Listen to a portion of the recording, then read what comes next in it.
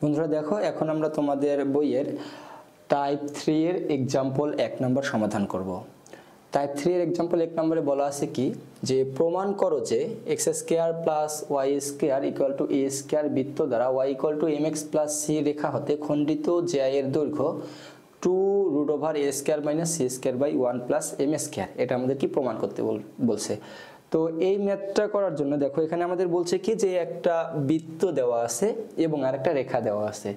তাহলে এই যে বৃত্ত আছে এই বৃত্তটা দিয়ে কি যাবে, একটা রেখা যাবে এবং রেখাটা একটা জ্যা খণ্ডন করবে। তো আমরা যদি একটু চিত্রের মাধ্যমে দেখি এটাকে, তাহলে কিভাবে বলতে পারি যে একটা বৃত্ত দেওয়া আছে, সেই বৃত্তটাকে আমরা ধরতে পারি এটা হচ্ছে সেই বৃত্ত যে x² + y² = a²। তো এই যে বৃত্তটা আছে এই বৃত্তের একটা বৈশিষ্ট্য অবশ্যই আমরা জানি, সেটা হচ্ছে কি যদি এরকম কোনো বৃত্তের সমীকরণ হয় তার কেন্দ্রের স্থানাঙ্ক হচ্ছে 0,0 হয়, তাহলে এই বৃত্তটার কেন্দ্রের স্থানাঙ্ক হবে কত, 0,0 এবং এই বৃত্তের ব্যাসার্ধ হবে কি a।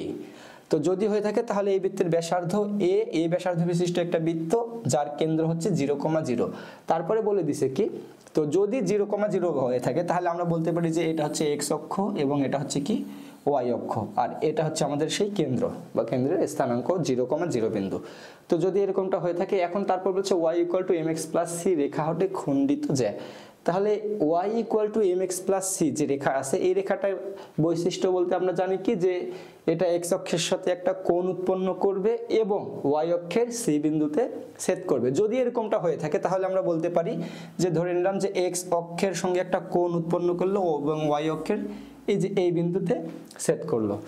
তাহলে এখন দেখো যে এই বিন্দুটা এবং এই বিন্দুটা দ্বারা কি হয়েছে, অথবা এই রেখাটা যদি আমি একটা নাম দেই সেই নামটা হচ্ছে a আর এটা হচ্ছে কি b। তাহলে এই যে a এবং b এই রেখাটুকু কি করছে, এই যে একটা বৃত্ত আছে বৃত্তের একটা জ্যা অঙ্কন করা হয়েছে এটা। তাহলে আমরা বলতে পারতেছি ab টাই হচ্ছে বৃত্তের জ্যা। তো এখন আমাদের বলছে যে এই রেখাটা খণ্ডিত হয়েছে যে বৃত্তের, সে জ্যা যেটা অঙ্কন করছে বা ab এর দৈর্ঘ্য হবে কি 2√a² - c² / 1 + m²। এটা আমাদের প্রমাণ করতে বলছে। তো এটা আমরা কিভাবে প্রমাণ করব, দেখো আমরা যদি বলি যে এই বৃত্তের স্থানাঙ্ক হচ্ছে 0,0, তাহলে বৃত্তের কেন্দ্রের স্থানাঙ্ক যদি 0,0 হয়ে থাকে এবং এই বৃত্তের যে সমীকরণ আছে সেইখান থেকে আমরা দেখতে পাচ্ছি কি যে এর ব্যাসার্ধ হচ্ছে a, তাহলে বলতে পারি এই বিন্দু থেকে, বা আমি যদি বলি এটা হচ্ছে o বিন্দু থেকে এই a বিন্দুর দূরত্ব হচ্ছে কত, a, এইটুকু বলা যাচ্ছে। তাহলে 0,0 বিন্দু দেওয়া আছে এবং এই বিন্দুর দূরত্ব a দেওয়া আছে। তো এখন দেখো আমরা যদি বলি বা ধরে নেই যে a এবং b এর মধ্যবিন্দু একটা দেওয়া, তো সেই মধ্যবিন্দুটাকে আমরা d দ্বারা প্রকাশ করতেছি। তাহলে a এবং b এর মধ্যবিন্দু যদি d হয় তাহলে o থেকে d এর প্রতি একটা রেখা অঙ্কন করি। তো কোনো জ্যায়ের মধ্যবিন্দুতে যদি আমরা কেন্দ্র থেকে কোনো জ্যায়ের মধ্যবিন্দু পর্যন্ত একটা রেখা টানি তাহলে অবশ্যই জ্যায়ের ওপর ওই রেখাটা লম্ব হবে। তাহলে আমরা বলতে পারি ab এর ওপর OD হচ্ছে কি লম্ব। যদি লম্ব হয়ে থাকে তাহলে এই যেটুকু এইটুকু কত ডিগ্রি কোণ উৎপন্ন করছে, অবশ্যই 90 ডিগ্রি কোণ উৎপন্ন করছে। আচ্ছা, তাহলে যদি এটা হয়ে থাকে তাহলে এখন দেখো আমরা এটাকে কি করতে পারি যে এইটা হচ্ছে আমাদের O বিন্দু। তাহলে এইখান থেকে যদি আমরা AD এতটুকু দৈর্ঘ্য জানি, তারপরে এইখান থেকে হচ্ছে কি এটাকে বলতেছি আমরা O বিন্দু বা 0,0 বিন্দু, এইখান থেকে এইটুকু দৈর্ঘ্য জানি, তাহলে আমরা এই ত্রিভুজটা AOD এই ত্রিভুজটাকে পিথাগোরাসের সূত্র অনুযায়ী AD এর দৈর্ঘ্যটুকু বার করতে পারবো। তো যদি আমরা কোনোভাবে এই AD এর দৈর্ঘ্যটুকু বার করি তার সঙ্গে 2 গুণ করলেই কিন্তু আমাদের AB চলে আসবে। কারণটা আমরা নিচে এখানে যে AB এর মধ্যবিন্দু হচ্ছে কি D, তাহলে আমাদের মূল টার্গেটই থাকবে যে ADটা নির্ণয় করা। তাহলে AD কিভাবে নির্ণয় করব, তো এখন দেখো আমরা যদি ম্যাথটা সমাধানে আসি তাহলে সমাধানে আমরা এখানে বলতে পারি এখানে x² + y² = a², বৃত্তের কেন্দ্র 0,0 এবং ব্যাসার্ধ হচ্ছে a। তো এটুকু দেওয়া আছে। তারপরে আমি বলতে পারি কি এই যে আমি যেই রেখাটা অঙ্কন করছি এই রেখাটার সমীকরণ কি, y = mx + c। তাহলে আমি বলতে পারি 0,0 বিন্দু হতে বা ও বিন্দু হতে y = mx + c রেখার দূরত্ব, যদি এই দূরত্বটা বাইর করতে চাই তাহলে কি করব, আমি বলতে পারি এখানে 0,0 হতে y = mx + c, বা এটাকে আমি যদি একটু সাজাই লিখি mx - y + c = 0 রেখার দূরত্ব হচ্ছে কি OD।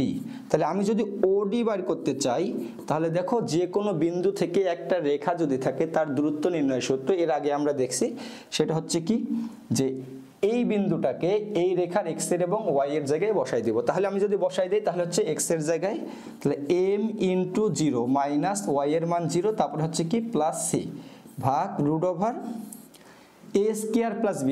a বলতে কাকে বোঝাচ্ছি, এই যে m এবং b বলতে -1, তাহলে আমি বলতে পারি m² + -1 তারপর স্কয়ার।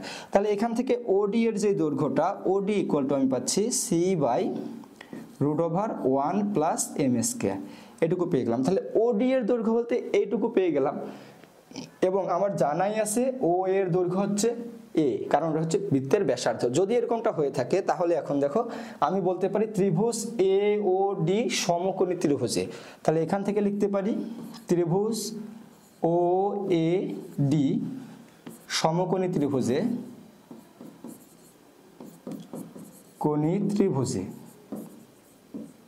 ত্রিভুজের অতিভুজ হচ্ছে কি OA, কারণ হচ্ছে এটা যদি 90 ডিগ্রি হয় 90 ডিগ্রির বিপরীত বাহু হচ্ছে অতিভুজ হচ্ছে OA। যদি OA হয়ে থাকে তাহলে আমি বলতে পারি OA এর উপর স্কয়ার = লম্বের উপর স্কয়ার মানে OD এর উপর স্কয়ার প্লাস ভূমির উপর স্কয়ার, ভূমি হচ্ছে কি AD এর উপর স্কয়ার। তো আমার মূল টার্গেটই ছিল কি যে AD টা নির্ণয় করা। তাহলে যদি আমি AD নির্ণয় করতে চাই তাহলে AD² = লিখতে পারি OA এর উপর স্কয়ার মাইনাস OD এর উপর স্কয়ার। তাহলে O এর মান কত, O এর মান হচ্ছে কি আমাদের বৃত্তের ব্যাসার্ধ বা A, তাহলে বলতে পারি A² মাইনাস OD বলতে আমরা একটু আগে যেটা বাইর করলাম c/√1 - m²। তাহলে এখানে বসাইতে পারি c/√1 মাইনাস প্লাস m², কিন্তু তার উপর সম্পূর্ণটার উপর স্কয়ার আছে এই জন্য স্কয়ার দিয়ে দিলাম।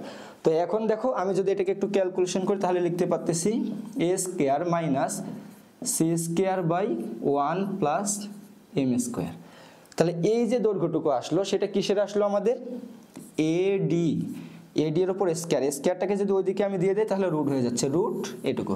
তাহলে এই দৈর্ঘ্যটুকু আসলো আমাদের AD বলতে আমি কাকে বোঝাচ্ছি, এইখান থেকে এই পর্যন্ত হচ্ছে AD। তাহলে এইখান থেকে এই পর্যন্ত যদি AD হয়, আমি যদি AB বার করতে চাই তাহলে তার সঙ্গে 2 গুণ দিলেই হয়ে যাচ্ছে। তাহলে এখন যদি আমি বলি যে AB এর দৈর্ঘ্য ইকুয়াল টু আমি লিখতে পারি AB = 2AD। তাহলে 2 × √ওভার AD বলতে কাকে বোঝাচ্ছি √ওভার a² মাইনাস c², তাহলে হচ্ছে a² minus c²/1 plus m²। তাহলে এটা হচ্ছে আমাদের কি প্রমাণিত। আমাদের বলছিল যে জ্যাটা খণ্ডিত করে সেই জ্যায়ের দৈর্ঘ্য নির্ণয় করে, তাহলে আমরা সেই জ্যায়ের দৈর্ঘ্যটা নির্ণয় করলাম। তাহলে এটাই হচ্ছে আমাদের প্রমাণিত।